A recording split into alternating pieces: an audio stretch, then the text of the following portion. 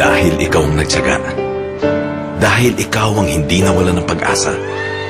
Basta't kasabay mo ang Skyflakes, pampatibay ng sikmura, pampalakas ng loob. Joven, you're next. Handa kang kumagat sa pagkakataon. Ito na ang break mo. Hindi ka pa papasok, Ambo? Parang tinatamad na akong pumasok.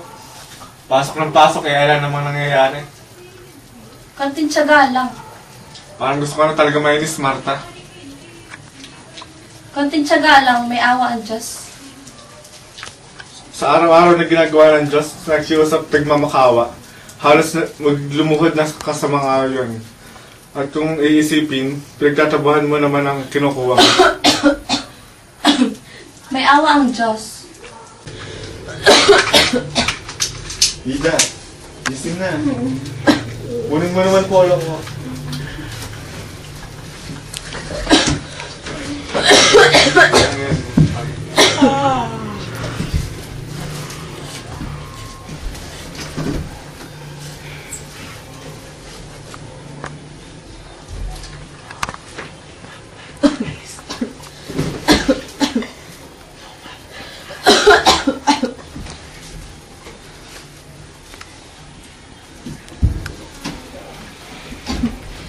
Marta, alis na ako ah.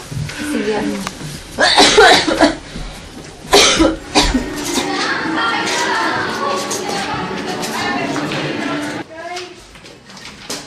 Nandiyan na ba ang boss? Wala dito si Mr. Reyes. Pero kailangan ko siya makausap. Eh wala nga siya dito siguro nga Pero- nagdulo lang sa sugal or naglalasing. Hindi ko alam. Kailangan ko siya makausap eh. Kung gusto mo, bumalik ka bukas.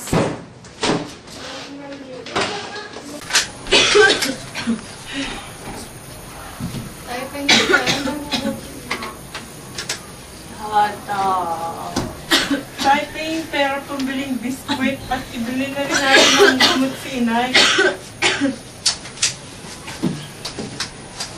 Sensya na mga anak, wala pang akong pera eh.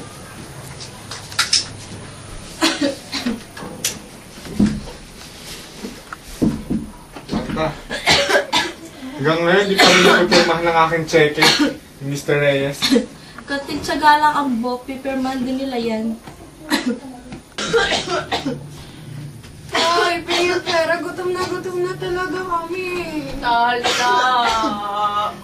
Kahit na yung pambiling pera ko Ano ba ako wala?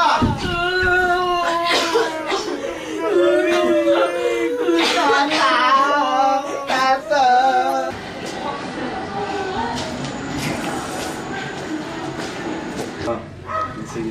Okay, bye-bye.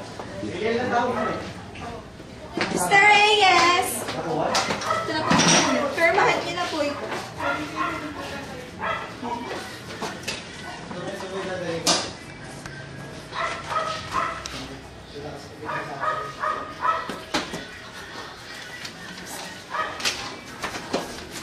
Sige po, Mr. Reyes.